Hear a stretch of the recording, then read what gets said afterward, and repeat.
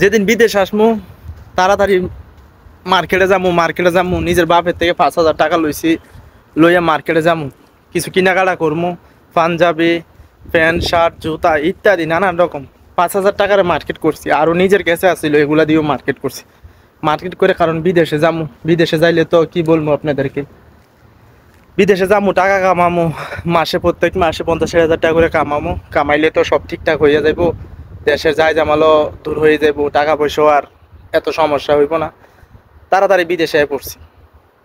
তো যে pant shirt ইত্যাদি যত কিছু লই আইছি সবগুলো এখনো যেমনি আনছি এমনি রয়েছে, যেমনিতে আনছি প্যান্ট শার্ট জুতা ইত্যাদি যা কিছু আনছি সব কিছু আমার যেমনি আনছি ঠিক এমনিতে ব্যাগে রয়েছে, একটা কিছু ব্যবহার করতে পারছি না। বিদেশ, বিদেশ যে কি, একমাত্র যে একবার আসছে সে বুঝছে যে বিদেশ কি, যদি না আসে সে বুঝতো না যে বিদেশটা কি বা কি আসে বিষয়, বিদেশের পরিশ্রম কারে বলে বা বিদেশের সমস্যাটা কি বা বিদেশ কতটা কষ্টের।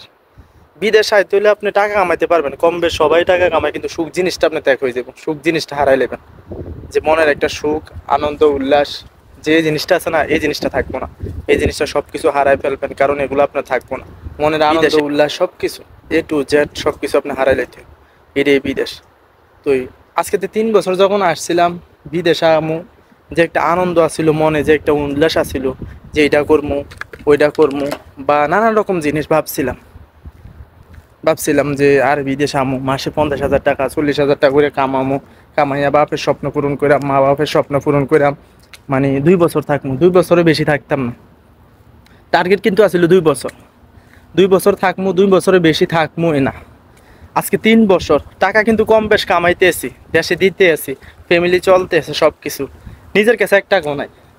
এরকম আমার মতো প্রত্যেকটা প্রবাসীর একই অবস্থা, নিজের কাছে এক টাকাও থাকে না। দিন শেষে যাইয়া ফ্যামিলির একটা না একটা সমস্যা থাকে, চাহিদা থাকে, নানা রকম যায় ঝামেলা থাকে, তখন আর আপনার এরকম সংকট পর্ব, আপনি টাকা রাখতে পারবেন, আপনি দিয়ে দিবেন, নিজের খানার টাকা থেকে বেড়ে টাকা দিয়ে দিবেন, এটাই বিদেশ।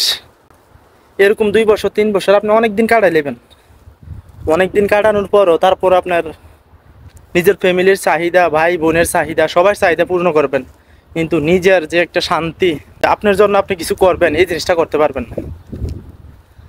আপনার জন্য যে আপনি কিছু করবেন ওই জিনিসটা করতে পারবেন না, কারণ ওইটা আপনার সময় থাকবো না। তো যে নিজের জন্য এটা করছি বা নিজের কাছে কিছু টাকা রাখছি পারবেন না।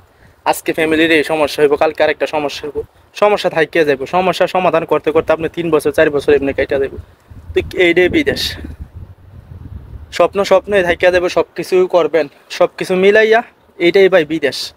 কিছু বলার নাই ভাই, বিদেশ যে একবার আইছে সে বুঝে বিদেশটা যে কি। আপনি লক্ষ টাকা কামাইলো ভাই নিজের ফ্যামিলির বাড়ি ঘরের স্বপ্ন পূরণ করতে পারবেন, এটাই বিদেশ। ঠিক আছে, সবাই ভালো থাকেন, সুস্থ থাকেন, আর কি বলবো, আল্লাহ হাফেজ, আসসালামু আলাইকুম।